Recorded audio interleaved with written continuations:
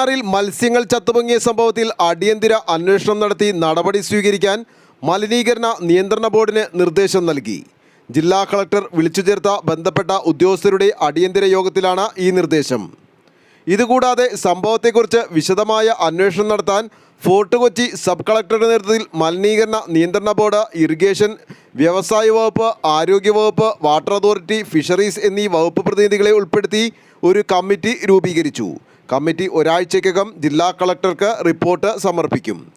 മഴ മൂലം പാതാളം റെഗുലേറ്റർ ബ്രിഡ്ജിൻ്റെ ഷട്ടറുകൾ തുറന്നതിനാൽ ഉപ്പുവെള്ളവുമായി ചേർന്ന് ജലത്തിൽ ഓക്സിജൻ്റെ അളവ് പെട്ടെന്ന് ഗണ്യമായി കുറഞ്ഞ സാഹചര്യത്തിലാകാം മത്സ്യങ്ങൾ ചത്തുപൊങ്ങാനിടയായതെന്നാണ് മലിനീകരണ നിയന്ത്രണ ബോർഡ് ഉദ്യോഗസ്ഥരുടെ പ്രാഥമിക നിഗമനം. എന്നാൽ പ്രദേശം ഒരു വ്യവസായ മേഖലയായതിനാൽ പുഴയിലേക്ക് രാസമാലിന്യം ഒഴുക്കിവിട്ടതിൻ്റെ ഫലമായാണോ ഇത് സംഭവിച്ചതെന്ന് CCTV ക്യാമറ ദൃശ്യങ്ങളടക്കം പരിശോധിച്ച് കുറ്റക്കാരായ സ്ഥാപനങ്ങൾ അടച്ചുപൂട്ടുന്നതടക്കമുള്ള നടപടികൾ അടിയന്തരമായി സ്വീകരിച്ച് റിപ്പോർട്ട് ചെയ്യാൻ മലിനീകരണ നിയന്ത്രണ ബോർഡ് എൻവയോൺമെൻറ്റൽ എഞ്ചിനീയർക്ക് നിർദ്ദേശം നൽകിയിട്ടുണ്ട്.